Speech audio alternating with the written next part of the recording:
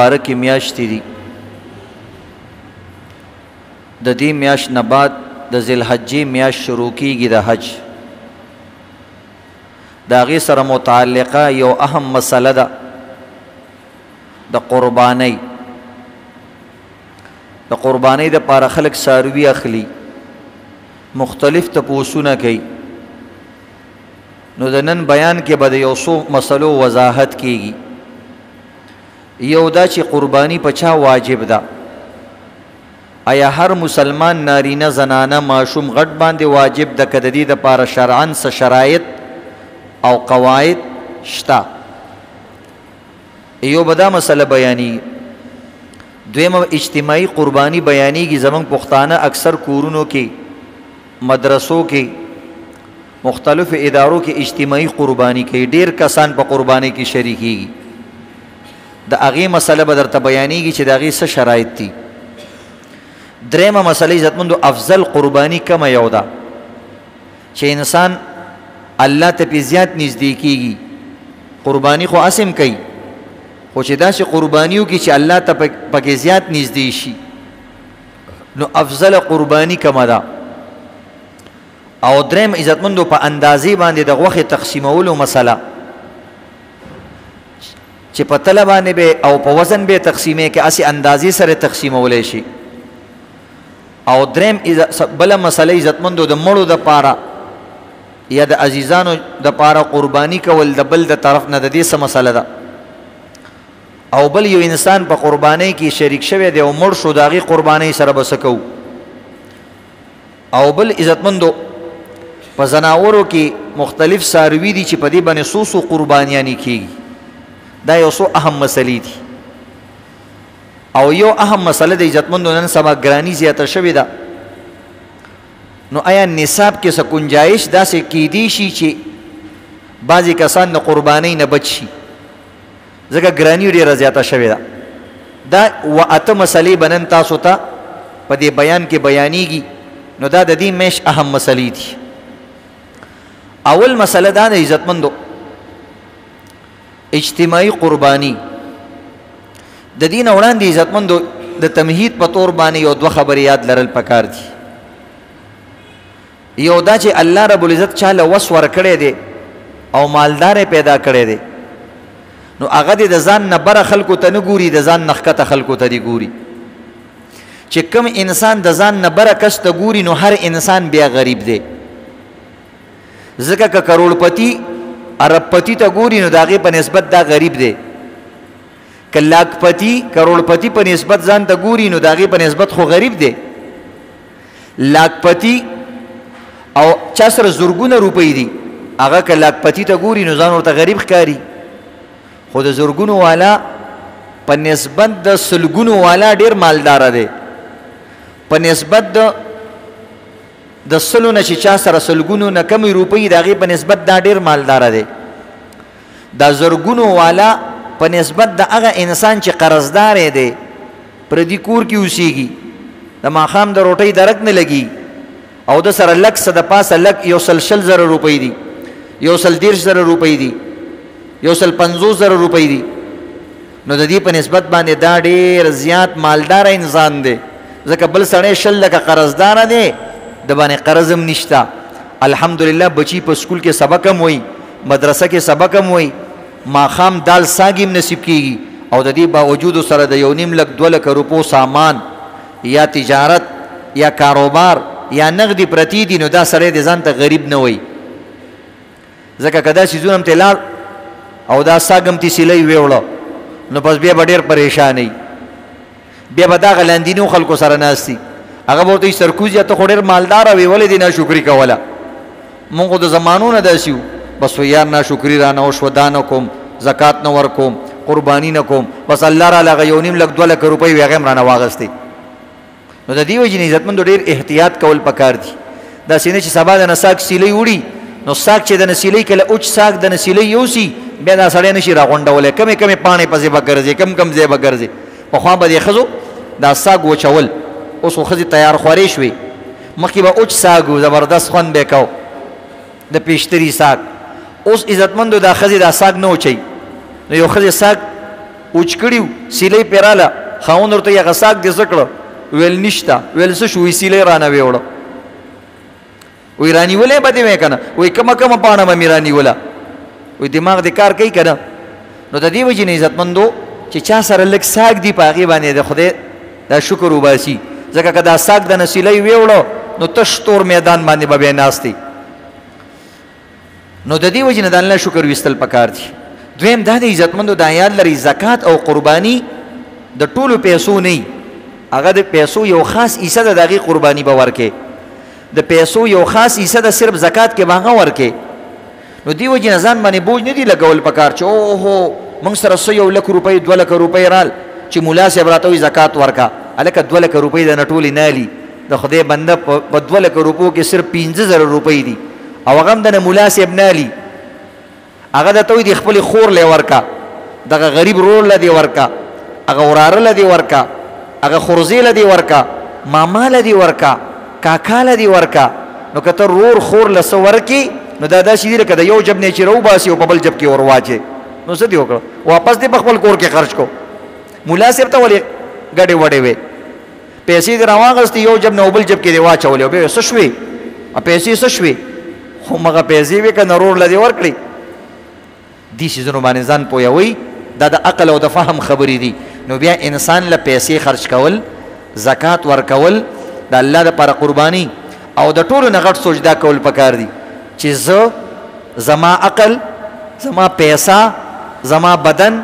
زما دکان دا ټول د الله دي لله میراث السماوات والارض دا د الله میراث دی خو عرضي طور سے تعالی درکړی دی چې پچم خان استاد پکې څه کوي او بادام ګل استاد پکې څه کوي لخکر خان ماما پکې څه کوي او تورې ماما او سپینې ماما پکې څه کوي وجی دا زما دي چې 2 دستونه پیو لګي وای په دې پیسو به څه وکړو والله چې د یو دستونو د ټینګې نه یو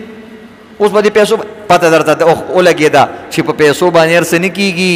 پیسې د سره ډېرې خوشحالي نه وي وجه صحیح پیسې ته د شریعت مطابق نه استعمالوي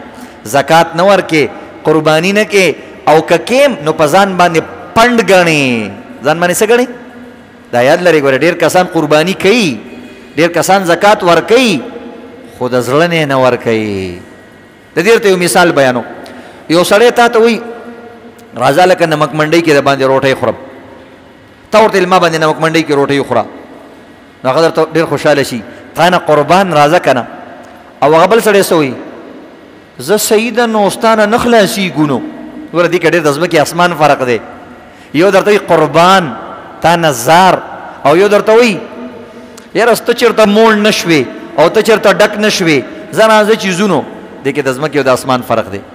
یا بل درېم پکې یو بل کسي چې هغه درته داسې هم نه وایي چې ډک شه هغه دې بوځي خو هلته ستا نوړی شماري چې ته یو روټۍ بله راوړه بس دا غریب باندې دغه شي ته یو پلیټ چټني بله راوړه د زړي طبیعت خراب شي داسې که نه بعضې کسان نو دې وجې نه پښتانه وایي نوړی به تالي کې نه پورې کې نوړی به تندي کې پورې کې یو تالی یو تندی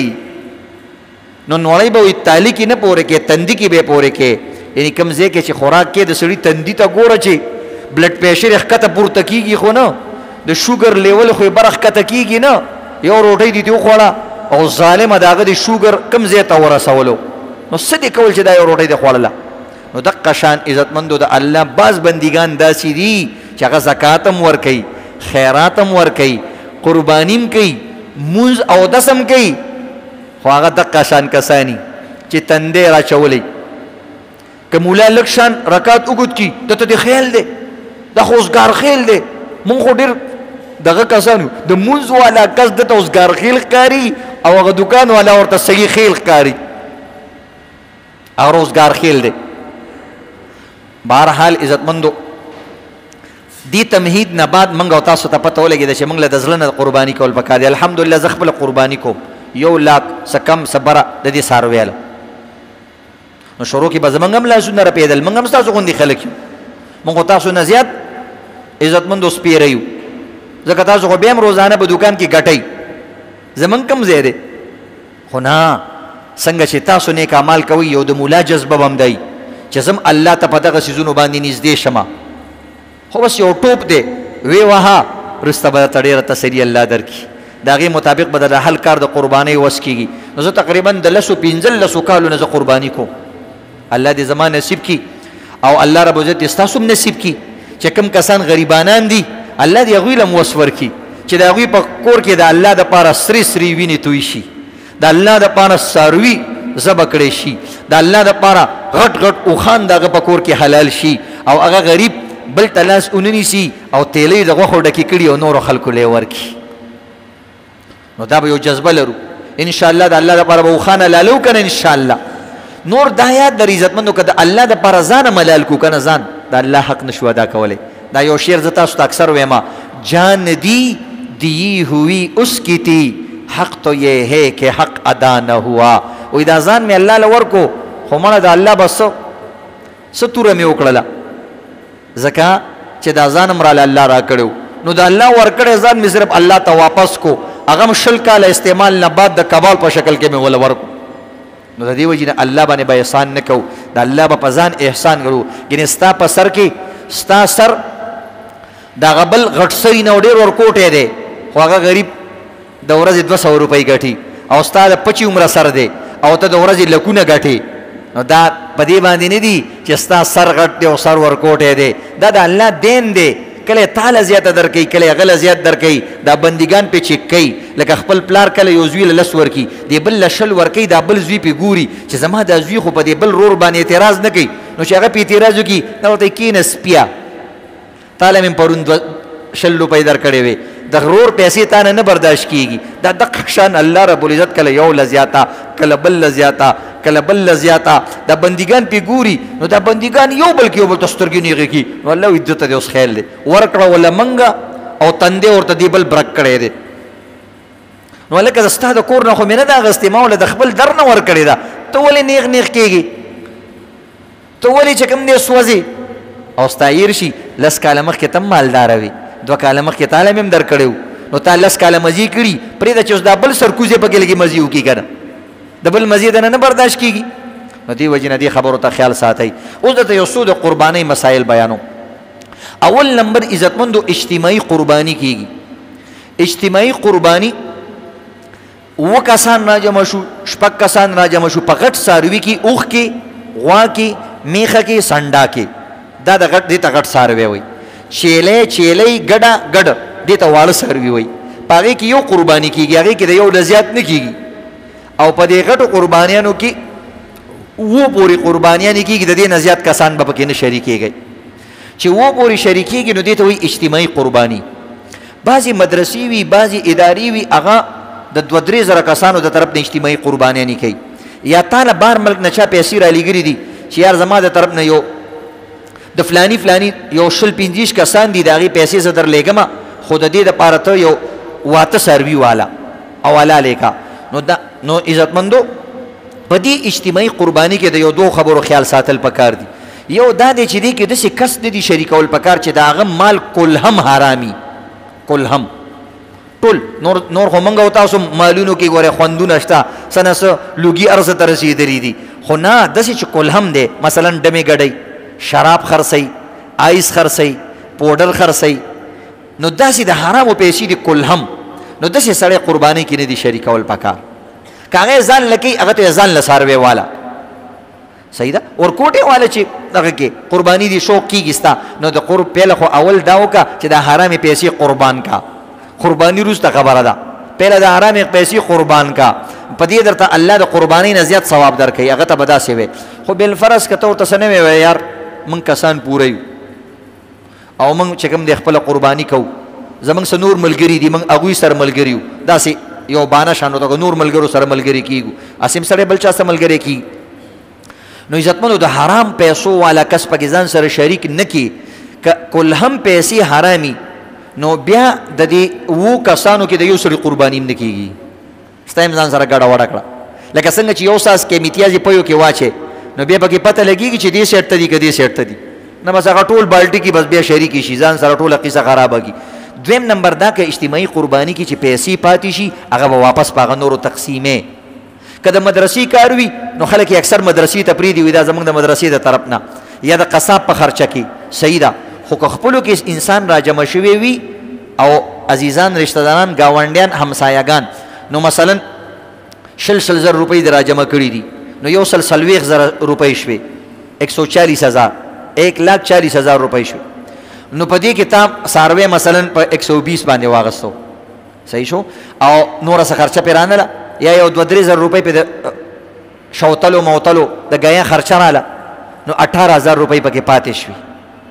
صحیح شو نو یا مثلا 21,000 روپۍ پکې پاتې شوې نو پکار دا دی چې 21,000 روپۍ پکې پاتې شوې نو 7,000 روپۍ به ته دې اوو کسانو له واپس ورکې نه 7,900 روپۍ راځي 3,000 روپۍ 7 یو 21 3 زره روپۍ به هغوی ته واپس ورکړي که هغه درته وایي چې زه بس پلانکي خانه تا یار دا کور کې څاروی ساتلی دی فلانې کړی ته ورپسې تللی وې راغلی وې دا ستا شوې هېڅ خبره نه ستا شوې خو ته به ورته وایې چې دې کې 3 زره روپۍ پاتې شوې نو دا پکې عزتمندو ده درېیمه پکې دا خبره د عزتمندو اجتماعي قرباني کې د قربانۍ نه مخکې به په دې کې د حصو تعین کې چې 3 کسان دي که 4 کسان دي که 6 دي که 7 دي باقاعده نومونه بالي هلکه په دې پلاني څاروي کې فلانکی خان ډینګری خان او هغه تورګل خان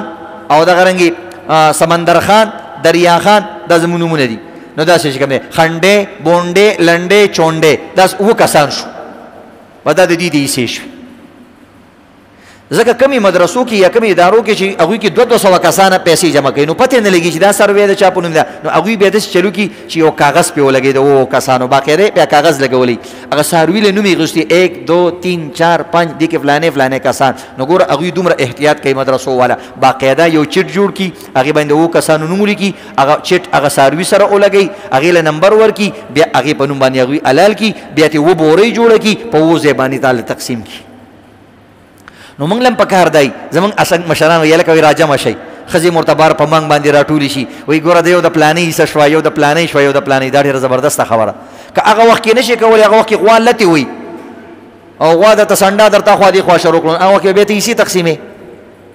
نو کور کې خو ډېر کسان دي که نه دا څاروی تا د چا په نوم اخیستی دی بیا وروسته جنګي هلکه زما په نوم یاره دا خو د پلاني په نوم ده که نه چې پلاني حصه به د چا په نوم وي نو وروسته پکې بیا نیتونه نه کېږي به دا ټول څاروی د یو کس په سر باندې کېږي او یو کس هم دې پکې متعین کړی نو د چا هم نه شو بس غوښو ته ښه مزېدار ټیکې خوره او قرباني بله وکړه دې وجې نه مخکې نه ووایه چې کله څاروی واغېستو هلکه یو پکې فلانکې یو پکې فلانکې بس حصې متعین کړه اسانه خبره دا یو مسله شوه د اجتماعي قرباني دویمه مسله عزتمندو افضل قرباني کومه یو ده افضل قربانی عزتمندو حالاتو سره بدلیږي کله یو قربانی افضلی کله بل قربانی افضلی زموږ شریعت ډیر عجیبه شریعت دی ډیر اعلی شریعت دی دا د غریبانانو او د عوامو د دې خلکو خیال ډیر ساتي نو په کومه قربانی کې چې د غریب فایده زیاته وي وایي دقه قربانی افضله ده نو ته به علاقې ته ګورې چې کومې علاقې کې غریبانان زیات دي نو الته داسې قرباني حلالول او ذبح کول افضل دي چې هغې کې غوښه ډېره زیاته وي سرب څاروی وي موټه کټه تازه داسې څاروی حلالول پکار دي ځکه چې دا به ته 3 حصې کې یو به حصه به تالې یو به غریبانانو له ورکې یو به خپلوانو له نو چې هغوی ته لږه غوښه ډېره ورسېږي نو پکار دا دی چې انسان پکې بیا سنډا میخه غوا دا څیزونه وکړي که بالفرض هلته غریبانان ډېر زیات نه دي یا ته غریبانانو له مخه پوره حصه ورکې او ته وایې چې نه دلته خو غریبانان ډېر نشته دی زه بیا کومه قرباني وکړمه نو بیا عزتمندو قیمتي څاروی اغوستل او اعلی او د ګرانې غوښې والا څاروی اغوستل دا بیا افضل دي دا بعضې کسان ډېر ښایسته ښایسته څاروي والي چې په لاره روان یې هغه لاره ورسره خوند کوي نو بعضې خلک ورپسې خبرې کوي دا دې څه کړي دي ټولې پیسې دې ضایع کړي پیسې ایله په سم کار باندې ولګولې مخکې به یې جواریانې کولې مخکې به یې چې کوم دی به صرف ښځې له پې سینډل سرخي پوډر اخیستل د خداداد والا علاقې والا مزې وې نن یې پیله صحیح کار وکړو د منډۍ والا له پیسې ورکړې د الله په نوم باندې دا پیسې وکړې دا یې وسیله صحیح کار کړی دی خو د نوم دپاره نه دي کول پکار ښایسته څاروی د دې دپاره اخیستل چې الله ته نوم جوړ کا الله ته نوم جوړول صحیح دي ښه عجیبه خبره ده الله ته ځان ښودل دا ډېر فاستبقوا الخیرات الله وی کله موږ ته هم ته رامنډه که که نه دکان ته منډه ښځې ته منډه دفتر ته منډه کله زموږ دې کار کې هم د خلکو نه رامخکې شه نو مخکې کېدل سي ډېره پیسه خرچ کول د الله دپاره ښایسته څاروی حلالول خو چې کوم ځای کې غریبانانی نو بیا عزتمندو خیسته سارو باندې پیسې ډېرې نه دي لګول پکار هلته غریبانان غوښې دپاره حیران دي او تا په 10 لکه روپۍ باندې څاروی اخیستی نو په 10 لکه خو 10 څاروي کېدل د یو لاک روپو والا نو دا په 10 څاروي چې ته حلال کې او یو څاروی مکمل ځان کړه کې 9 څاروي چې ته ورکې نو پوره علاقه پې مړېږي بیا به هلته به دې ته ګورې او دغه رنګ عزتمندو بیا د غوا او د چیلو په اعتبار سره که چېرته د غوا یو حصه غوا کې 2 حصې د هغې یو حصه د چیلۍ د حصې برابري مثلا یو د غوا حصه ده په 20,000 او په 20,000 چیلۍ میلاویږي او ته غریب نه یې د ډېرې غوښې او ضرورت درته نشته نو بیا چیلۍ بهتر دی چې ځان له چیلۍ والا یا چیلۍ والا خو که نه کور کې دې وسې د 20,000 روپو به څه چیلۍ هغه خو هېڅ هم نه وي که ته ځان له غوښه الې هغه هم اخیستی شي او بیا که انسان په ګډ کې او په ګډه او په چیلۍ کې وي نو په دې کې بیا چیلۍ افضل ده افضل خبره ده ضروري نه ده ستا ګډ خوښه دی زموږ د پښتنو د افریدو د باجوړو د مومندانو ګډان خوښ دي وایي جي دا سپین لم چې پکې نه وي که نه خوند نه کوي او دا سپینې خوروا چې په دې وښکو باندې رابېږي او عزتمندو او دا تیکو کې دا اچوي ښه خبره ده بس دا که څه خبره نه ده خو چیلۍ بهتره ده نن سبا دې ګرمو غوښو سره ګزاره کوئ بیا ورته وروسته ټینګېدی نه شي بیا اوف اوف کې نو لږه ګزاره کوئ خیر دی لمو له بل ځای نه راواله خو د چیلي غوښه کوئ او چیلۍ افضل هم دی دغه رنګ عزتمندو په چیلي کې بیا چیلۍ افضل دی که چیلۍ پکې افضله ده چیلۍ هم ښه دی بعضې کسان چیلۍ الي د هغه سامان دپاره هغه هګۍ خوري ظالمان کپورې دغه صحیح نه دي دغه جایز نه دي وایي چې ډېر طاقت دی پکې نو دا خو حرام سیزونو کې خو طاقتونه یې که نه ځکه خو الله تا ته وایي چې ټینګ شه ورته چې طاقت پکې نه وي حرام سیز کې خوند نه وي نو بیا څوک ورتله هغې طرف ته حرام سیز کې خوند دي خو ته به ورته ځان ټینګې په دقې تا ته ثواب بېلاوي درېیمه مسله عزتمندو غوښه اندازې سره تقسیمول څنګه دي بعضې کسان یي مثلا یو خو د خپل کور مسله ده خپل کور کې خپل پلار دی او خپل بچي دي د سره د تقسیم پکې ضرورت نشته څه تقسیمې کور کې خو خلک یو ځای خوراک کوي که نه پیاز ټماټر هر څه یو ځای وي شریک معامله ده هېڅ خبره نشته د سره تقسیموم د غریبانانو حصه تې بېله که د خپلوانو تې بېله که او دا خپله حصه د سره تقسیموم یو ځای خوره هېڅ خبره نه ده خو چې کله عزتمندو تا ته یو کس وایي چې ماله به خپله حصه راکې اگر چې هغه ستا رور دی اگر چې هغه ستا ورندار ده اگر چې هغه ستا خور ده خو هغه وایي چې په دې څاروي کې چې زما 5مه یا 6مه یا 9مه حصه ده هغه ته ماله راکه نو چې هغه تاله راکه نو بیا خو چې ته تقسیمې نو پوهېږي به پرې نه څه به ترې ورکې بعض وخت کې سړی داسې وایي بس ورې کوي تېمړه چې څومره علي نه غوښه چې په غوښه خرڅې دا یو قسم له ته هغې له ورکې مارچې لګې نو د دې وجې نه کمې زیاتې په دې کې سود راځي ها چې یو ځل دې صحیح تقسیم کړه بیا تکړه شه د خپلو پوټو نه ورته یو 10 پوټي ور واچوه بیا خو یې نه ورچې نو وروسته به دې پته لګي نو د دې وجې نه عزتمندو پهله که پردی سړی هر څوک چې دی چې حصه د نه غواړي بیا به باقاعده که 5 حصې په 5 بیا تقسیمې البته که یو وخت کې د انسان سره تله نشته صحیح شو نو بیا دې داسې چلو کي او هلته وزن کېږي نه نو بیا دې داسې چلو کي چې دا خپې سر ژبه لرې پړپوس دا څیزونه د غوښې نه بیل جنس دی دا بیل شی دی او غوښه بیل شی دی نو چې کوم طرف ته تا ته اندازه کېږي چې هغه طرف ته مثلا غوښه یا کمه لاړه زیاته لاړه نو چې کوم طرف ته عزتمندو کمه وي هغه طرف ته پکې دغه شی نه ور واچوه نو که دې بل طرف ته زیات هم لاړه شي نو هغه د دې خپو په مقابله کې ده نو د خپو په ذریعې په بدله کې که یو انسان غوښه ډېره والي هغې باندې سود نه راځي بیا پکې داسې چل کول پکار دي او که نه بس ښه مزېدار چې ځان له د 1.5 لږ روپو دغه اخیستی څاروی خو د 50,000 روپو یو تل هم پکې واله که نه که نه په 1.5 روپو باندې یو داسې کنډه شان میلاویږي کنډه والا ارزانه شان میلاویږي ارزانه تیل میلاویږي کنډه شانی بس هغه سیسته ور واچوه په هغې باندې تله که نه هغه د لاس والا چبړي والا تله والا هغه به تقریبا 400-500 روپۍ به 1000 روپۍ به زیات دسې نو دې طریقې سره دغه ځان له والی که نه دوکان کې چې د کومه کنډه پرته ده دا وله ویزه که نه دوکانونو کې هم ټولو سره پرتي که نه اکثر دوکاندارانو سره بهرحال دا بله مسله شو عزتمندو څلورمه مسله ده مشترک کورونو کې قرباني مسله څه ده دا ډېر اهم مسله ده د پښتنو دپاره ځکه اکثر یو ځای خلک اوسېږي بعض وخت کې پلار او بچي اوسېږي کله داسې اوسېږي چې مثلا یو سړی دی خو ماشاءالله 4 غزې کړي دي او د هر یو پوره چې کوم دی یو د جومات صف دی ښه مزېدار 4 صفه ده چې کور کې ودرېږي نو پوره جومات دي یا 3 ښځې کړي دي او 2 بچي دي او 3 بچي دي یا 4 ښځونه دي یا 15 یا 12 بچي دي نو اوس به دا څه کوي یا بعضې کسان د رونو سره اوسېږي د رونو بچي بعض به کې د رونو هم وسي تربورانو سره بعضې اوس هم پخواني سټایل سره اوسېږي دومره ځان ته عزتمندو دغه مه جوړوئ دومره غټه لانجه ځان ته مه جوړوئ کم اوسېدل پکار دي دې زمانه کې جنګ جګړې زیاتې دي لانجې کونجې زیاتې دي د یو بل حصې خوړل کېږي نو کوشش کوئ ځان پرورو کموئ خپل بچي تکړه کوه هغه د خپل بچی تکړه کړي چې هغه بچي دې څه زده کړي زموږ د مشترک کورونو د وجې نه د ډېرو بچو حقونه ووالی شي ځکه ستا زوی چې راشي هلته نورې د ترور لوریانې ناستي او دغه رنګې د تره لوریانې ناستي هغه غریب یا خو پکې بس همداسې غټېږي بس ځي پکې او یا غریب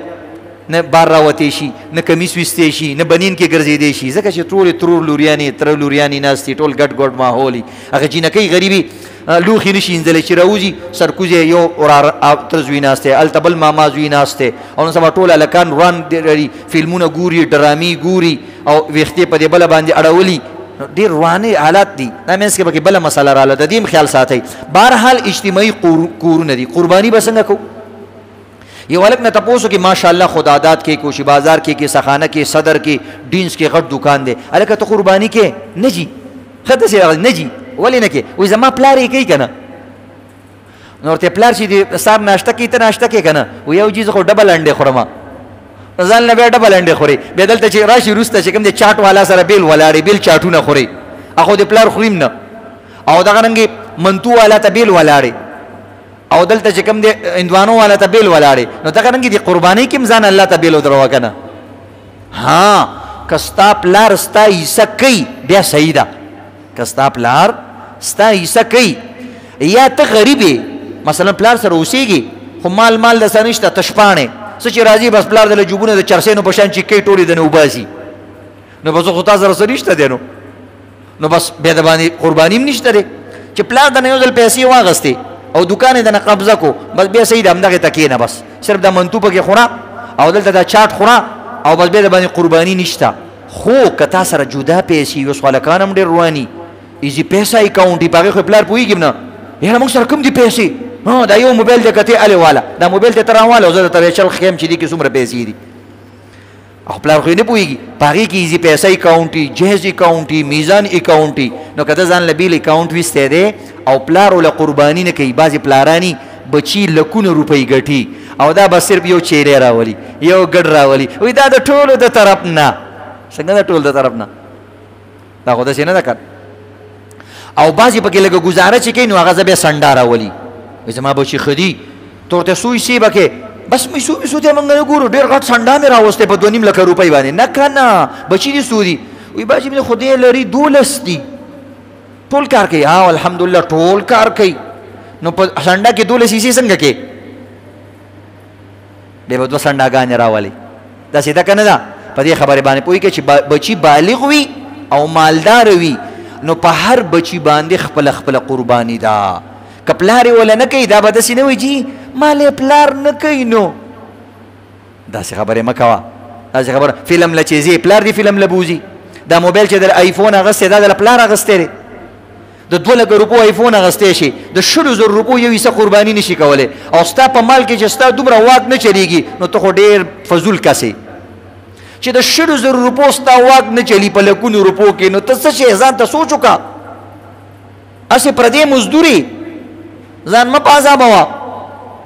د دې وجې نه عزتمندو ځان تکړه کوي پلار سره چېرته په جګړه نه شي چې مفتي صاحب راته دا مسلې ویلې په بډې ورته ونه وایي موږ پسې چېرته رانه شي نو بهرحال عزتمندو ښه په ادب سره ښه په احترام سره دا خو ګپ شپ انداز کې ځکه تاسو ته زه وایم چې ستاسو دا خبرې لږ ذهن کې کینی او پوه پې شئ نو د دې وجې نه عزتمندو دا به یاد لرئ ښه پنځمه مسله دا د عزتمندو ایصال ثواب یو سړی وایي جي او دا هم ډېره ښه خبره ده ستا پلارو په غریبۍ کې ژوند تېر کړی دی غریبه ژوند وکړو او تا باندې سکول ویلو تا باندې ته شاګرد کړی وي چې زما زوی به سبا غټېږي دا به پیسې ګټي او دا به سنډا راولي څنګه چې نور خلک خوشحالي دغه بچي میخې راولي زما بچی بچو دپاره به هم کوي هغه مړي مور دپاره به هم کوي او د نبي علیه السلام دپاره به هم کوي سبا دا سرکوزی بچی غټ شو دا صرف یو ورکوټه شان چیلې راولي او پیسې ورسره ښه ډېرې زیاتې دي ټیک ده تا باندې لازم نه ده بالکل یې مه کوه خو نه کم پلار چې تا باندې سکول مدرسه دوکان دا ویلې دی هغه پلار دپاره خو م یو حصه ورولېږه به دا وایي زه میخه راولم زه غوا راولم زه د پلار دپاره بیل ګډ راولم یو پکې د محمد رسول الله دپاره راولم ځکه چې محمد رسول الله به زه پیدام نوم او زما دپاره بیا قرباني کوله هی هی یو سړی پیدام نه او د هغه په عشق کې ته قرباني کې دا څومره زیاته مینه ده نبي علیه السلام به د امت دپاره په هغه وخت کې موږ پیدا نه زموږ دپاره به قرباني کوله ته وایې زه د محمد رسول الله دپاره قرباني کومه اگر چې هغه ته زما د قربانۍ ضرورت نشته مزیدار غټ څاروی دې راوستو یو پکې د نبي علیه السلام لا یو د ابراهیم علیه السلام لا یو ادم علیه السلام لا یو خپل پلار لا یو نیکه لا یو مور لا هی ستا مور له چې په قبر کې یو غوا او یو میخه ثواب ورشي ابه څومره دعاګانې کوي الله وایي زه د بعضو خبرو ويستبشرون بالذين لم يلحقوا بهم الله وایي زه د بعضې مبارکیانې دې مړو له ورکومه د هغه خلکو په باره کې چې هغه وروسته د دوی نه راځي دا د قرآن آیات دی وایي بعضې مبارکیانې ورکومه چې هغه زوی دي نه دی اچا سره چې خدادات مالک شاګرد و هغه خو ظالم بچی او داسې تکړه شوی دی میخې حلالوي بس پلار یې خوشحاله شي ځکه د قبر ګورې یو ځان له زندګي ده داسې نه چې بس قبر ته لاړې او قصه ختمه هلته ثوابونه دي هلته عذابونه دي هلته جنتونه دي هلته دوزخونه دي هلته فرشتو راتګ دی هلته خبرې اترې سوال جوابونه دي داسې نه چې بس لاړې او قصه ختمه نه نو دې وجې نه عزتمندو د خپلو مور او پلار او د هغه دپاره کوه خو د دې دوه صورتونه دي دې غوښه باندې به څه کوو د مړو دپاره شریعت قرباني دومره اسانه کړې ده چې یو انسان وایي جي زه داسې چل کومه یو چیلی وس مې کېږي خو زما زړه کې ارمان دا دی چې ټول پیغمبران ټول صحابه زما ټول سلسله نسب او فلانې فلانې دا ټول پس یو چیلی حلالولی شم موږ ورته بالکل ویلکم راځه بالکل یو چیلی ټول امت دپاره هم چې کوم دی حلالولی شي ځکه دا اصل کې ستا د طرف نه قرباني ده نو ته خو یو یې که نه نو دا قرباني اصل کې د یو د طرف نه شوه وروسته ته هغه ثواب صرف هغوی ته بخې هغوی له خو غوښې نه ځي که نه غوښې ته خو ته پر لت ویې خورې که نه جي چا سره به لم نه لم وله د ګاونډیانو نه راوالی ویې خورې نو دا خو هم ستا قرباني ده اصل کې ثواب یې چا ته ورسېدو پیغمبرانو ته صحابو ته مړو ته عزیزانو رشتہ دارانو ته او چې چا سره دې نه لګېږي او دلته په دې بازار کې پخوا و هغه هم پکې کله ناکله یادوه ته یقینو که قبر کې برته دعاګانې کوي والله د سالم بچي سره خو زما ورانه وه او دلته هم راپسې چې کوم دی پیکیج راولېږلو نو کله ناکله هغوی پسې هم پیکیج کوئ چې دې سره به ستاسو زړه پاکېږي البته عزتمندو بعض وخت کېدای شي چې یو سړی وصیت وکړي بیماري که نه پلار ورور تره وایي هلکه څه پته مې نه لګېږي چېرته خپې اګرې ته نه کړم او پته نه لګي چې دا اختر به مې نصیب شي که نه خدای چیلی مې راوستی دی یا زما د طرف نه بچي یو قرباني وکړه ګورې د نه هیر نه شمه په پیله اختر مې چېرته هیر نه کړي ورته نه بابا چې څنګه وصیت یې وکړو نو چې وصیت یې وکړو دا قرباني چې ته اوس کې دې کې بس صرف یو کس شریک دې کې به ورسره بل کس نه راولې دا داسې ده لکه د هغه قرباني ځکه هغه په خپله کړې ده په خپلې وصیت کړی دی دې کې به ورسره نیا نیکه او نور کسان نیکان خلق به ورسره نه شریکې که ته د خپل طرف نه کې بیا پکې زر کسان هم شریکوه خو که هغه درته وصیت وکړو بیا به پکې صرف اور صرف دا د هغه د طرف نه قرباني په دې فرق باندې پوه شوئ داسې فرق الله دې چا کره مړي نه کوي او الله رب العزت دې موږ او ستاسو حفاظت وکړي بله مسله شپږمه دا ده یو سړي قرباني تا سره شریک و تا سره حصه اخیستې ده پنځمه څلورمه اتم اومه اته خو نه کېږي هغه سړي چې کوم دی غریب الله رب العزت طرف ته چې کوم دی سفر اختیار کو قبر ته راغلو اوس به په دې حصه څه کوو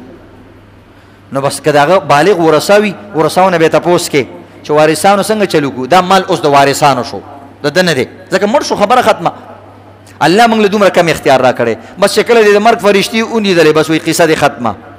جی زما مال وایي اوس تا نه دی اوس د دې نورو دی ځه په مخه دی ښه مخکې ځه مخکې سفر کوه نو د دې وجې نه ډېر کم وخت دی موږ سره عزتمندو نو هغه بچی هغه بچی بیا راغونډ شي کټول بالغانی هغه ته وایي چې بی څاروی م اغوستی و ډېره ښه خبره ده پرېږده دا پیله څاروی دی او زمونږ د پلار پسې دا لال کا او هغه یو حصه چې کوم دی زمونږ پلار پسې شوه نو به چې عزیزان رشته داران یې راضي وي او اجازت دله درکړي هم هغه څاروی دی د مړي حصه ده پکې حلالی کا او هغوی له تې خپله حصه ورکه هغوی چې پې بیا هر څه کوي خپله خوښه ده که تا ته ویل غریبانان له ورکه تی ورکه نو د مړي د طرف نه هم که عزیزان رشته داران وارثان راضي وي قرباني کېږي خو که بالفرض هغه وایي چې نه وروره دا زمونږ پلار خو ښه وشو چې په دې روژه کې لاړې دنه خو موږ چېرته یو روپۍ نه ده لیدلې دا د قربانۍ پیسې موږ له ټولې واپس راکړه یا دا بچي ډېر سرکوزي دي وایي نه نه وروره بس پلار هم که خدای په خپل عمل بخي ودي بخي ګینې دا پیسې موږ له راکړه بعضې خلک ډېر دغه د پیسو ډېر خواري بس هغه پیسې واپس علي نو ته به داسې نه وایې چې ځالکه پرېږده چې پلار پسې د قرباني وکړو نه هغه سرکوزی دی که هغه نافرمانه دی که هر څه دی خپلې پیسې هغوی له ورکوې دا حصه واله په دې نورو باندې تقسیم کا که نه یو کس پکې بل رادن نه کا هغه نه پیسې واله او هغوی ته خپلې پیسې حواله کا وایي هو دا د پیسې خو رشته دارانو ته ووایه چې هلکه د پلار هغه پیسې 20 یا 10 چې کوم موږ سره په څاروي کې شریک وو هغه دله موږ درکړې یو دو ګواهان هم پې قایم کا داسې نه چې بیا درته سبا لانجه جوړه کړي نو دا پکې بله مسله شو عزتمندو بله مسله دا د عزتمندو چې په وړو څاروو کې بعضې کسان داسې کوي یو ګډې راوستي یو میاشت باندې خو د ماشومانو باندې ښه ستړی کړي بدې کوڅو کې ولې دومره منډې ورکړي چې یو 2 کیلو خو هغه غریب هلته کم شي او سې اغوستی ډېر ارزانه دی او بیا چې تپوس وکړي دا څه دپاره راوستی چې دا هم د ټول کور د طرف نه نه اغوستی ګډ ډېر ښایسته شی ولې ښایسته شي یاره ډېر برکتي شی څنګه برکتي دا ابراهیم علیه السلام له الله د جنت نه راوستی و ځکه زما دا ګډ ډېر خوښ دی نو مونږ یو چې کوم دی ته خو هغه بیا خو یو 10 ګډان خو راوله که نه ته خو 10 کسان یې که نه 10 نفر یې وایي نه جي بس دا یو ګډ زموږ د ټولو دپاره کېږي خو د کېږي صحیح ده یو سړی کله چا پردۍ غوښه راوړه هغې هم کېږي خو نه که مالداره کسان څومره په هغه کور کې وي صاحب نصاب خلک په دې وخت کې نصاب تقریبا 1,31,000 یا 30,000 روپۍ دی په دې باندې ورته بله جوبه تفصیل سره بیان کو مارتل یو مسله به دا بیانو چې نن سبا ګراني زیاته شوې ده دې وجې نه بعضې کسان غریبانان شوي دي نو اوس څومره پیسې چا سره وي چې هغه قرباني وکړي نو دا یو اهم مسله ده او ډېره تفصیلي مسله ده نو د دې وجې نه بله جمعه درته دا تفصیل سره بیانو نو بعضې غریبانان به هغې کې اوځي یعنې قرباني به پې لازم نشي که کوي اودي کي خو لازم به پې نشي نو د دې نصاب کې بعضې علماو کرامو داسې نصاب مقرر کړی چې هغې کې بعضې کسانو دپاره پکې رعایت او سهولت شتا هغه سهولت والا او د رعایت والا چې کوم صورت دی هغه به ته انشاءالله بله جمعه بیان کما نو دا د قربانۍ مسلې بیان شوې الله رب العزت نه دعا وکړئ چې الله رب العزت ټولو غریبانانو لم دې ځل د قربانۍ وس ورکړي او الله رب العزت په دې اختر کې دا ټول غریبانان هم مالداره کړي کم از کم الله دې زمونږ ملک باندې داسې رحم و کرم وکړي چې په دې یو میاشت کې دومره ترقي او امن و امان راشي چې ټول خلک خوشحاله شي او تر و تازګي راشي او غریبانانو په مخ باندې ښکلا راشي او د غریبانانو په کورونو کې چیلي او ګډان او غواګانې اوازونه وکړي ټول وایي آمین زی سنت کوي بس